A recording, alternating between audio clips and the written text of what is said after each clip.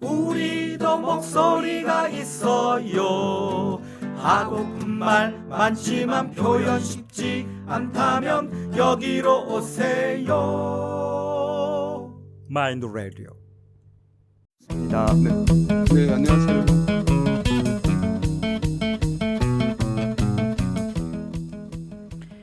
네, 박종원 마인드포스트 국장님 전화로 연결되어 있는데요. 예, 미리 인사를 해주셨어요. 네, 안녕하세요. 네. 네, 안녕하세요. 안녕하세요. 안녕하세요. 네, 안녕하십니까. 네, 오늘 이렇게 시간 내주셔서 감사드리고요. 네. 먼저 대표님 국장님 소개 좀 먼저 부탁드릴게요. 네, 저는 정신장애인 인권 권리 옹호하는 대한언론 마인드포스트 편집국장으로 일하고 있습니다. 그리고 최근에 마인드포스트가 사직협동조합으로 전환돼서 비영리 단체가 됐습니다. 네. 그게 이제 대표이사로 일하고 있습니다. 네, 그럼 대표님도 맞고 국장님도 맞는 거네요. 예, 맞습니다. 네, 오늘은 국장님으로 저희가 이제 호칭을 좀 예, 정리할게요. 예. 그러면 네, 오늘 저희 미디어몬 방송에서는 마인드포스트의 네. 예전 기사 중에서 좀 화가 나는 기사들을 몇 개 찾아봤었는데요. 2018년도에 박용진 의원의 망언과 2019년도에 박인숙 의원의 조국 정신병자 발언, 그리고 신상진 의원의 문 대통령 정신과 감정받아라라는 기사들을 보고 함께 이야기를 나눴습니다. 국장님이 기사로도 쓰셨는데 국민을 위한 정책을 만드는 정치인들의 이런 발언들에 대해서 어떻게 좀 생각하시는지 이야기 좀 해주세요. 네, 정치인은 이제 국민이 위임한 공적 의무를 수행한다는 의미를 가지고 있는데요. 그 국민을 통합하고 약자의 권리를 옹호하는 게 저는 정치인이 해야 될 하나의 태도라고 생각을 합니다. 근데 그 정치인이 공적 자리에서 정신장애인을 폄하하고 차별할 경우 굉장히 이건 정치적 파장을 불러올 수 있다고 생각하고요. 무엇보다 정신장애인은 사회적 약자들입니다. 정치인들이 자신들의 언어가 정신장애인들 차별을 더 강화시킨다고 생각하지 않고 그냥 정신병을 갖다 붙이면서 정치적 상대를 희화화하고 모욕하고 하는, 그러면서 정신장애인의 그 가치를 폄하하고 있었다라는 생각을 합니다. 그거는 그 정치인들이 윤리와 도덕적인 품위를 스스로 저는 훼손했다고 생각을 해요. 그 신상진 의원 아까 말씀하셨는데 이분이 의사 출신입니다. 근데 네. 신 의원이 대통령에게 정신과 상담 받으라고 말한 거는 제가 봤을 때 이건 의료적 의미, 그러니까 당신이 정신적으로 조금 문제가 있으니까 받아봐라가 아니라 그냥 정신과 상담을 받을 만큼 너는 정신이 잘못됐다. 이건 제가 봤을 때 대통령에 대한 조롱이죠. 그걸 이제 메타포로 정신장애를 갖다 붙인 거고요. 그 우리가 사회가 이렇게 정신적으로 심리적으로 힘들 때 정신차를 찾는 게 지극히 자연스럽고 하는 생활 태도라는 것을 이 의원들이 이렇게 알려야 될 의무가 있는데도 오히려 그 정신과를 희화화하고 조롱해 버렸거든요. 그러면은 정신과 치료를 받는 국민들은 다 조롱의 대상이 되어야 됩니까? 그렇죠. 그건 아니죠. 그 박인숙 전 의원도 이제 조국 장관을 향해 갖고 정신병 환자라고 발언을 했지 않습니까? 네. 이분도 의사 출신입니다. 정신병 환자를 줄이면 제가 그때 마인드포스트에 썼을 때 그렇죠. 네네. 정신병 환자를 줄이면 정신병자죠. 이거 정근대적 용어입니다. 그런데 굳이 박 전 의원이 이 단어를 사용했을까? 제가 고민해 보니까 정치적 적대 관계에 있는 사람을 망신 주고 인간적 혐오감을 덮수기 위해서라고 저는 생각을 하게 됩니다. 그러니까 정신병자는 정치를 해서는 안 되고 장관이 돼서도 안 되고 또 공동체에서 인간으로 살아가는데 함량 미달인 존재들입니다. 그 사회를 확장시켜 나가면은 정신병자들이 있어야 할 공간은 정신병원이나 정신요양시설뿐이죠. 그러면은 조 전 장관도 정신병원에 들어가는 존재로 왜곡이 됩니다. 그런데 제가 질문 드리고 싶은 건 왜 정신장애인이 이토록 존재 가치가 없는 자들일까요? 그거는 권력을 가진 비정신장애인 우리를 그렇게 호명했고 소환했고 우리가 있어야 할 적절한 자리가 정신병원이라고 그들이 요구했기 때문에 그렇죠. 네. 우리 정신장애인은 지금까지 어떻게 보면 인간의 대접을 받으며 살아온 거라고 생각을 합니다. 정신장애인은 분명히 사회적 약자입니다. 그런데 그 공동체는 정신장애인들에 대한 선언적 두려움이라고 할까요? 제가 이렇게 말을 만들어 봤는데 존재론적 두려움을 가지게 된다고 저는 생각을 합니다. 그래서 정신장애인들의 사고를 치면 이 언론을 선두로 해서 늑대처럼 뛰어들어서 정신장애인의 두려움과 공포를 재강화해 왔고 그 시민들, 공동체 시민들은 그 표상된 언론 텍스트를 보고 정신장애인의 차별과 편견을 더 확장시킵니다. 근데 정치인들이 앞장서서 통합이 아니라 차별과 배제를 이야기하고 그 하는 부분들 정말 인격적으로든 뭐 정치적인 태도로든 올바르지 않다고 저는 생각을 합니다. 네. 네, 지금 국장님 말씀 계속 잘 들었고요. 네, 그 말씀 듣다 보니까 그 박인숙 의원은 사과를 했는데 신상진 의원의 사과 기사는 아직 찾지를 못했습니다. 예. 그 기사 보도 이후에 그 상황이 어떻게 되었는지 알 수 있을까요? 네, 저도 그 궁금해서 한번 찾아봤습니다, 인터넷에. 네네. 근데 이 사람이 신 의원이 이렇게 얘기를 했더라고요. 한 언론에다가 정신의학과에 가서 정신건강 검진을 받아보는 게 뭐가 잘못됐냐. 또 내가 한 발언 왜 정신장애인이 비하 발언인지 모르겠다고 이야기를 합니다. 생각해 보면 대통령직을 수행하는데 정신적 문제가 있으면 직무를 수행할 수 없겠죠. 근데 이 신 의원의 발언은 정신과 발언은 이제 대통령이 직무를 수행할 능력이 없기 때문에 하야라는 의미로 저는 이제 해석을 할 수밖에 없습니다. 그 신 의원이 뭐라고 했냐면은 나이가 65세 넘고 언어장애, 행동장애, 이상한 고집을 부리면 정신과 받아야 하는 게 맞고 자신이 그렇게 말한 거는 스스로 의사이기 때문에라고 이렇게 변명을 했습니다. 아직 그는 사과하지 않았습니다. 찾아보니까. 근데 그 말씀드리고 싶은 거는 아직 우리 시대에 우리 사회에 정신과와 관련된 담론은 아직 보편성을 획득하지 못했다고 생각을 합니다. 네. 그러니까 쉽게 얘기하면 이제 정신적으로 우울해지거나 아플 때 감기약 타러 가듯이 네네. 정신과를 이용하는 문화가 약하다는 겁니다. 네네. 그리고 뭐 예를 들어 정신적으로 건강하다고 생각하는 사람에게 정신과 상담을 권하면 그는 화를 내겠죠. 당연히. 정신과는 어떻게 보면 그만큼 터부가 강하다는 생각이 들고요. 하여튼 신 의원은 사과하지 않았고 신 의원은 대통령의 정신과 감정을 이야기하면서 메타포로 이야기를 했다고 저는 생각하고요. 네. 대통령이 정신과 치료를 받았다는 자체로 대통령이 수행할 수 없다는 것을 강조하기 위해 어쩌면 신 의원이 정신장애 진단을 끄집어낸 거라고 생각합니다. 이거는 그 사람도 의사인데 이건 의사 윤리로 볼 때 그런 약자를 절대 배려하는 사람으로 보이지는 않습니다. 네. 되게 오만하고 무례한 그런 얘기를 하신 것 같은데 네. 무례했죠. 예. 이런 부분에 대해서는 향후에 어떤 조치가 있었으면 하는 바람을 갖고 있습니다. 그 의원 사무실 앞에 가서 1인 시위라도 해야 될 것 같아요. 이분은. 지금은 의원이 아니라 예, 지금은 예. 전 의원이고요. 맞습니다. 예, 네. 거기서 예, 지금 그렇죠. 뭐 국민의힘 거기 정당에서 의사로서의 무슨 활동을 하고 있긴 하더라고요. 무슨 뭐 위원장인가? 예, 예. 뭐 네네. 아, 그런가요? 네, 다 찾아봤습니다. 네. 아, 네. 예. 근데 전에는 이렇게 지금 뭐 신상진 전 의원 같이 의사임에도 불구하고 어떻게 보면은 생각 없이 얘기했다기보다는 목적을 갖고 좀 얘기했다고 생각을 들어요. 그렇죠. 예, 그런데 지금보다 전에는 훨씬 더 이렇게 인권적인 생각이 없었을 때는 더 이런 상황이 많았을 것 같은데 보통 이제 사과를 잘 하진 않았죠. 뭘 잘못했는지 모르니까. 네.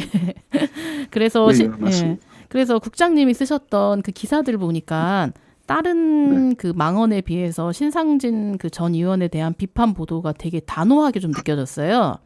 네. 예, 많이 좀 이렇게 분노가 조금 올라오셨었나 봐요. 그렇죠. 글을 쓰게 하는 원동력이었죠. 그때. 예, 좋네요. 창작 욕구를 막 이렇게 불러 일으켰네요. 예. 예. 보니까는 그 신임 박인숙 의원의 그 사과한 날 또 신상진 의원이 이렇게 말을 해서 더 조금 이렇게 기사에서도 더 단호하게 이렇게 이야기를 좀 하신 것 그렇죠. 같습니다. 네. 그렇죠. 예, 예. 네네. 예, 사과를 한 국회의원들은 정신장애인에 관해 사회적 인식 개선을 하는데 노력을 하겠다고 했는데요. 위에 기사들이 1, 2년 전 상황이거든요. 네. 혹시 그 사과 이후 저분들이 정신장애 인식 개선에 도움이 되는 활동 결과들이 있었을까요? 아니요, 없었습니다. 제가 찾아봤는데 없고요. 박용진 의원 같은 경우에는 이제 조현병 눈빛을 보고 조현병 환자인 줄 네. 알았다라고 했을 때 이제 우리 정신장애 시민단체에서 찾아가서 직접 사과를 받았거든요. 네. 그리고 예, 박인숙 전 의원 같은 경우에도 저희들이 기사를 쓰고 난 다음에 이제 미안하다고 이렇게 얘기를 발언을 했었고, 근데 제가 생각할 때 이번 사과라든가 사직 인식 개선과 관련해서 제가 중요하게 생각하는 거는 그들 발언이 어떤 영향을 이 공동체와 정신장애인에게 주는지를 깨달았다, 작으나마 깨닫게 되었다는 것을 중요하게 생각을 합니다. 예를 들면은 저희 같은 경우 기자들, 주류 언론들이 쓰는 기자들의 기사 중에서 정신장애인을 폄하하고 배제하고 낙인 찍고 차별 짓는 그런 기사를 쓰면 저희들이 거기에 대해서 항의성 메일을 보냅니다. 그러면은 10명 중에 1명 정도 연락이 와요. 메일로. 그걸 미안하다면서 생각이 좀 잘못됐으며 해당 기사의 편견 조작 부분은 삭제했다. 이런 식으로 합니다. 근데 제가 좀 더 생각해 보면 그 사람의 사과와 수정으로만 이것이 끝나는 걸까로 하면은 저는 아니라고 생각하거든요. 그는 어떻게 보면 앞으로 정신질환과 관련된 편견에 치우친 기사를 쓰면 굉장히 신중하게 접근을 하게 될 것입니다. 그리고 그 동료 기자가 정신질환에 대해서 편견에 치우친 기사를 쓰면은 조언을 할 수 있겠죠. 또 그 내용을 빼라 할 수 있을 거고, 또 회의 자리에서 데스크나 편집국장에게 정신장애인을 낙인 찍는 기사에 대해서 문제 제기를 할 수가 있습니다. 그러면은 저희는 한 사람에 대해서 그 태도를 바꾸게 했지만은 실제적으로 보면 한 사람이 정신건강에 대한 올바른 시선을 갖고 있으면 집단적 영향을 끼친다고 저는 생각을 하게 됩니다. 어떻게 보면 정치인들도 그러지 않을까요? 아직 박용진 의원이나 박인숙 전 의원이 정신장애인 권리를 위한 법률을 발의했던 말은 듣지 못했습니다. 그렇지만 그들이 공적 자리에서 정신장애인을 호명할 때 앞으로 굉장히 신중을 기할 거라고 생각을 하게 됩니다. 자기 검열을 하는 거죠, 일종의. 저는 정치인들에게 정신장애인을 부당하게 차별하는 행위에 대해 지속적으로 문제 제기를 해야 한다고 생각합니다.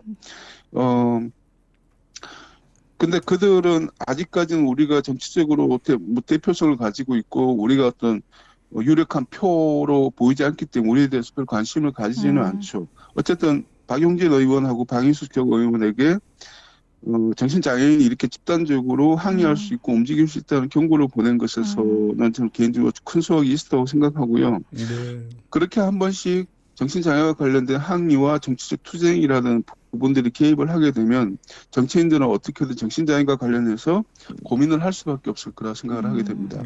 네, 이상입니다. 네, 그 모니터링을 통해서 이제 국장님이 말씀하신 그 발언들을 감시하고 이제 대응해서 사과를 받았는데요. 네네. 마인드 포스트에서 진행하고 있는 정신장애 언론 모니터링 사업이 지금 하고 있지 않습니까? 네네. 이 사업이 어떤 역할을 할 수 있을지, 또 그리고 이 활동이 당사자들에게는 어떤 도움이 될 수 있을지 궁금합니다. 예.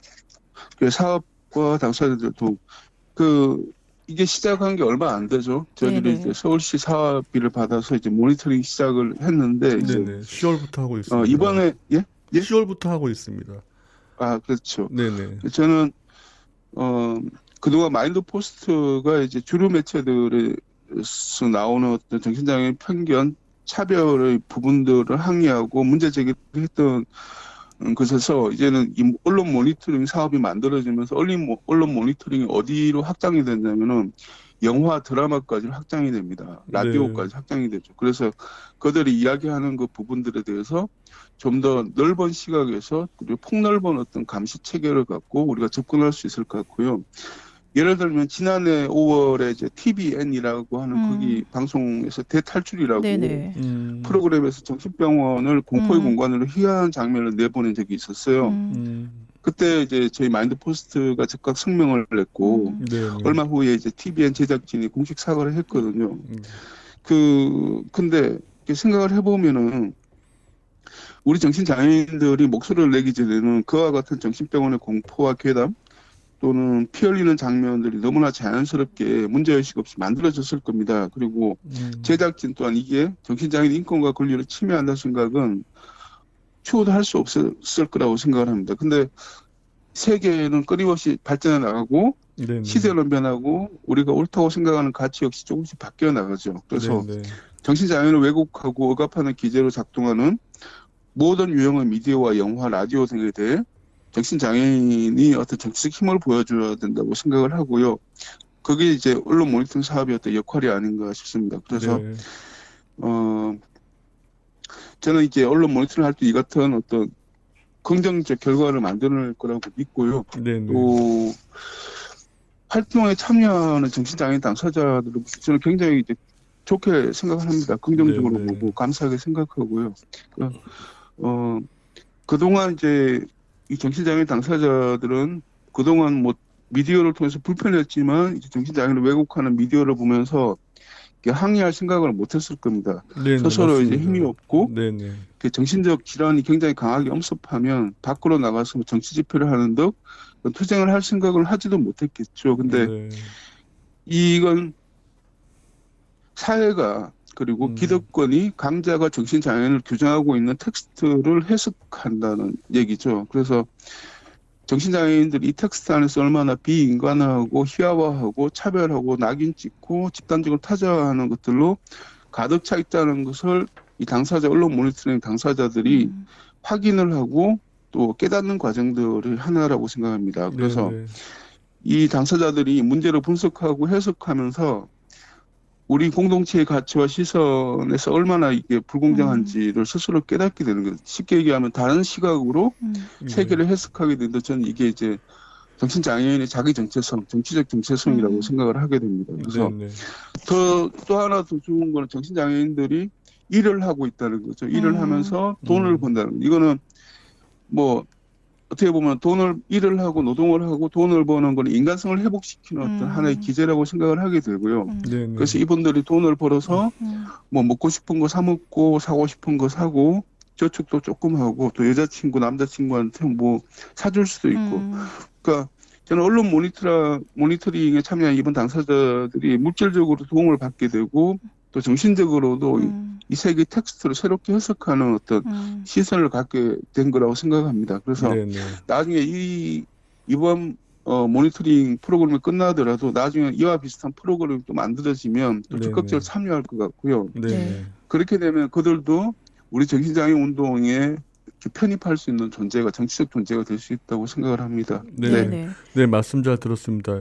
저도 이 활동에 참여하고 있는 당사자로서 처음에 이제 모니터링을 한다 그래가지고 이제 제가 보고 느끼는 것에 대해서 그 모니터링을 한다라고 생각했었는데 이제 지금 4주차 모니터링을 하다 보니까 긍정적인 부분과 부정적인 부분이 있어가지고 저는 그런 구분을 가지지 않고 모니터링을 하고 있었는데 저희 활동가 선생님 말씀도 듣고 지금 국장님 얘기하는 거 들어보니까는 부정적인 부분에 대한 뉴스, 그러니까 혐오와 편견과 차별을 갖다가 조장하는 그런 뉴스를 보다 더 이렇게 많이 찾아서 그런 모니터링을 작업을 해야 되겠다라는 쪽에 이제 좀 방점이 찍히는데요. 그렇죠. 네, 국장님이 말씀하신 내용 중에 제가 어디서 마인드포스에서 본 것 같은데 정신장애인의 어떤 정치 세력화에 대해서도 관심이 많은 것 같은데 지금 저도 국장님 말씀 쭉 듣다 보니까 국회의원이라든지 이런 분들을 대상으로 모니터링을 할 때 역시 이제 이런 항의하고 이런 것도 중요하지만 정치적인 어떤 세력화를 통해 가지고 이런 부분을 개설하는 게 훨씬 더 효과적일 거라는 생각이 들었습니다. 예, 맞습니다. 동시적으로 네. 같이 돼야겠죠. 네, 말씀 네. 감사합니다. 우리가 언론에 대해서 항의를 하고 우리 스스로 시민 집단 혹은 단체를 만들어 나가면서 정치적 힘을 조금씩 키워 나가는 거. 네, 그것이 동시적으로 같이 이렇게 작동해야 된다고 생각을 합니다. 네. 네. 그 지금 당사자 모니터링, 그러니까 정신장애 그 모니터링을 하는 것들이 네. 되게 중요한 의미가 있었는데 지금 바람님의 이야기를 들어보니까 지금 모니터링을 하면서 계속 생각의 변화도 생기고 여러 가지 생각을 하시는 것도 되게 긍정적인 요소인 것 같고요. 그렇죠. 예.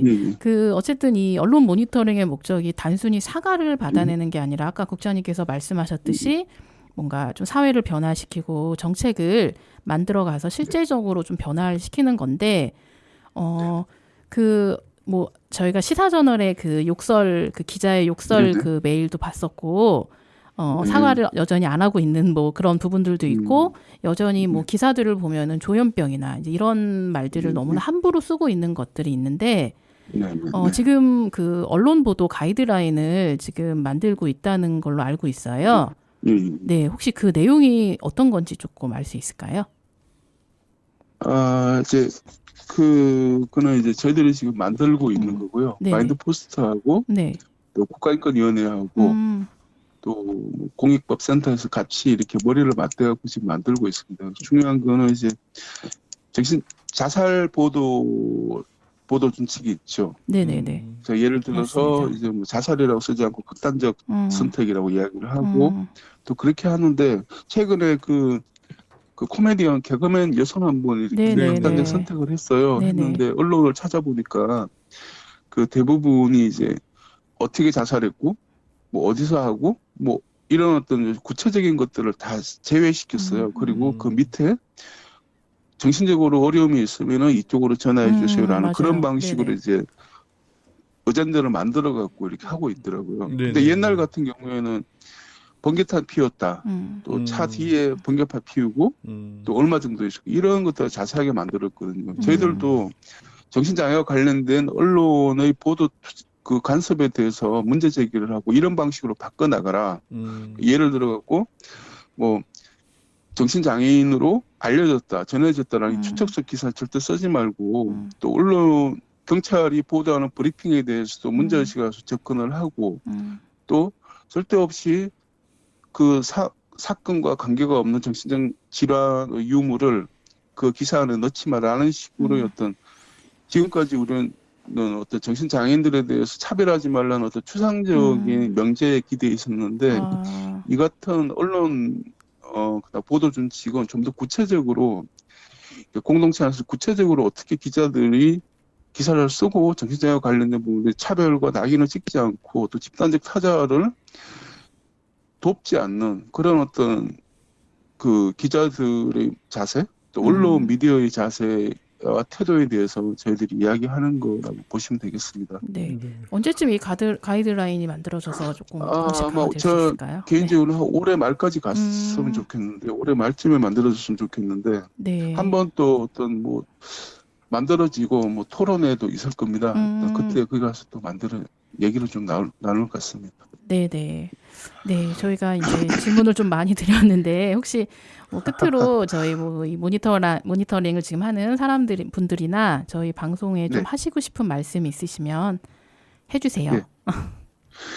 그래요. 전 조금만 더 길게 말씀드렸어요. 이 질문 중에 뭐 사회적으로 변화가 네. 있었나라는 질문들이 있습니다. 저는 분명히 몇 년 전과는 분명히 다른 어떤 변화가 있었다고 생각합니다. 그 전에는 주류 언론들이 정신장애 담론을 생산할 때 우리 정신장애 눈치를 이제는 보고 있다는 느낌이 들거든요. 마인드 포스트도 그렇고 그쵸. 언론 네네. 모니터링도 그렇고 그러니까 정신장애 권리 옹호 역할을 하고 있는 움직임이 커질수록 언론은 정신장애인의 정치성을 의식하지 않을 수 없게 된다 생각합니다. 그래서 일례로 마인드 포스트가 2년 6개월 전에 창간되기 전에는 주류 언론들이 정신장애인을 바라보는 시선이 뭐였냐면 관리와 격리, 배제에 집중된 기사만 쏟아냈거든요. 그래서 정신장애인이 사고를 치면 사회적 두려움을 증폭시켜갖고 정신장애인 존엄을 이렇게 훼손시키고 침해해버렸죠. 근데 그때까지만 해도 그들은 아무 고민 없이 기사를 생산했어요. 왜냐하면 그냥 쓰던 그쵸. 안섭 그대로 네네. 쓰면 되니까. 근데 그 예를 들어갖고 뭐 사건과 관련 없는데 정신질환이 없었던 것으로 전해졌다, 알려졌다 접근하게 되는 거죠. 근데 왜 그럴까 생각을 하면은 이렇게 기자들이 좀 더 자극적인 제목과 내용을 선택해서 클릭수를 올리려고 하는 어떤 구체적인 부분들도 있고, 근데 그 기사에 대해서 제가 한 가지 더 말씀드리고 싶은 거는 비정신 장애인인 일반인이죠. 일반인이 장난감 총을 갖고 돌아다니면 이게 기사가 될까요? 이건 안 됩니다. 왜냐하면 보도 가치가 없거든요. 장난감 칼 갖고 있으면 이게 보도 가치가 됩니까? 아니죠. 근데 정신장애인이 똑같이 장난감 총이나 장난감 칼을 갖고 돌아다니면 이건 기사가 돼요. 실제 이런 기사가 있었고요. 근데 왜냐하면은 왜 그럴까? 정신장애인은 두려운 존재고 사회의 선량한 생태계를 훼손하고 또 혼잡스럽게 만드는 잉여적 인간들이기 때문에 이들이 장난감 총이나 장난감 칼을 갖고 다니는 거는 치안을 위해서도 막아야 하는 행위라고 그들은 그렇게 판단을 하고 하는 겁니다. 그래서 지금까지 그런 식으로 언론이 이렇게 보도돼 왔고요. 최근에 정치적으로 어떤 변화가 조금 있었냐면은 국정감사가 최근에 끝났어요. 근데 더불어민주당에서 이제 기존 재활 프로그램이죠. 정신병원 기반의 치료에 대해서 문제를 제기했었고 또 정신요양시설에 그동안 임의로 그리고 별 고민 없이 만들어졌던 강제 입소를 그만하라는 법안도 냈고 그리고 국가정신건강기본계획이죠. 올해 내년부터 5년 동안 그러니까 2021년부터 2026년 동안 그 국가정신 기본계획을 만드는 그 안에 그동안에 없었던 복지를 구체적으로 넣으라는 지적도 하고요. 근데 이런 것을 봤을 때 또 정신건강복지법 제정을 위해서 또 시민단체도 논의를 하고 있고요. 그건 이 모든 결과물들이 이제 정신장애 단체들이 어떻게 보면 정치적 투쟁을 통해서 얻어냈다고 생각을 합니다. 그래서 투쟁 없이는 우리가 정치적 시선을 바꿀 수 없고 그리고 우리의 힘이 커질 때 정치적 대표성이 있을 때 정치인은 우리를 더 이렇게 조심하면서 어떨 경우에는 손을 내밀 수 있다고 생각합니다. 저는 이제 정신장애 당사자 운동이 10년 정도 역사를 가지고 있는데 이제 좀 큰 한 발을 뗐다고 생각합니다. 그만큼 이제 정신장애인들이 이렇게 더불어 살아가는 존재라는 인식이 커질 수밖에 없고 제가 마지막으로 말씀드리고 싶은 거는 작은 불꽃이 이제 평야를 태울 수 있죠. 그런 마음으로 함께 연대하고 갔으면 좋겠습니다. 네네. 그 국장님 말씀하신 대로 제가 이제 언론 모니터링 이 방송을 준비하면서 2019년도에 이제 정신장애 관련된 기사와 올해 이제 그걸 좀 검색해 보니까 물론 여전히 이렇게 막 쓰는 기자들도 분명히 있지만은 조금 이렇게 생각을 갖고 되도록이면은 확인되지 않는 거를 좀 빼려고 노력하는 기자들도 좀 많이 보이더라고요. 1년 사이에도. 그렇죠. 네네. 그런 논조가 조금씩 바뀌었죠. 네네. 아예 그런 문구 자체가 없어갖고 되게 좀 맞습니다. 놀랬고 좋았었는데 언론 보도 가이드라인이나 이런 어떤 부분들이 좀 공식화가 되면은 좀 더 그게 정책적으로도 더 많이 이어질 수 있을 것 같고 그렇죠. 네, 맞습니다. 그럴 것 같습니다. 네. 오늘 긴 시간 좋은 말씀 해주셔서 감사드리고요. 다음에 또 초대해도 되죠? 네, 네, 그렇게 하는 걸로 알고, 네. 네, 저도 다음에 네. 기회가 되면 한번 직접 뵙고 오늘 해주신 말씀 다양하게 한 번 더 듣고 싶습니다. 네, 고맙습니다. 네, 네, 감사합니다. 네, 네, 고맙습니다. 감사합니다. 네. 수고하셨습니다. 감사합니다. 네. 우리가 잘 모르고 그동안 넘어갔었는데요. 이번에 다시 한번 자료를 찾아보고 같이 이야기를 좀 나누다 보니까는 정말 문제가 많은 발언들이 많았습니다. 이렇게 다시 찾아서 보고 이야기할 수 있었던 것은 모니터링을 하고 적극적으로 보도해서 자세하게 다시 알 수 있었던 것 같은데요. 오늘 방송을 하면서 보니까 정신장애 당사자 모니터링이 매우 중요한 활동이라는 것을 다시 한번 알게 되었습니다. 네, 저는 모니터링이 처음이라 자료들을 많이 찾기만 했고 이 활동이 어떻게 변화를 가져올지 잘 몰랐습니다. 오늘 방송을 준비하면서 보니 제가 하는 모니터링 작업이 정신장애 당사자들에게 꼭 필요한 활동이라는 것들이었습니다. 사과를 받아내고 사회를 변화시키는지 이제 알았거든요. 네. 그 마인드포스트에서 진행하는 모니터링 사업이 지속적으로 진행돼야만 하는 다양한 이유가 있는 것 같아요. 국가와 정부 당국이 나서서 모든 시민의 안전과 정신장애인을 비롯한 소수자에 대한 기본적인 인권을 개선하는 노력을 해야 하는 겁니다. 그것이 국가의 기본적인 의무입니다. 그리고 세계인권선언문에서도 보장하는 내용이고요. 모든 사람의 인권이 평등하게 법적으로 보장될 수 있도록 정부 당국이 하루빨리 빠르게 정신장애 관련 언론 보도 가이드라인을 마련하기를 강력하게 요청합니다. 그리고 나서도 꾸준한 모니터링 사업을 국가 단위 사업으로 진행하기를 바랍니다.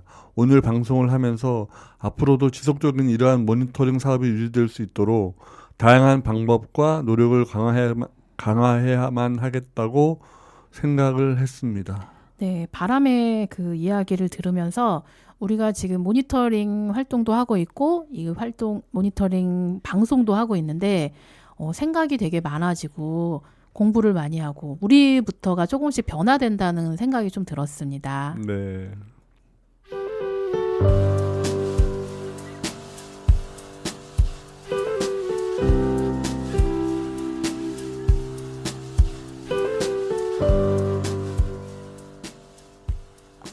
예전 기사를 찾아보면서 이미 사과한 내용에 대해 우리가 꼬투리를 잡자는 건 아니었고요. 오늘 정치인들의 과거 행적을 기억하고 지속해서 지켜봐야겠다는 그런 생각이 드는 의미 있는 방송이었습니다. 다음 주에는 미디어에서 비친 정신장애에 대한 편견을 취재한 기사들을 보면서 이야기하려고 합니다. 모두 고맙습니다. 고맙습니다. 고맙습니다. 미디어몬 방송은 마인드 라디오와 마인드 포스트가 함께합니다. 여기는 염창동 마인드 라디오 방송국입니다. 팟빵과 유튜브에서 마인드 라디오 구독과 좋아요 많이 눌러주세요. 우리에게 힘과 격려가 됩니다. 고맙습니다.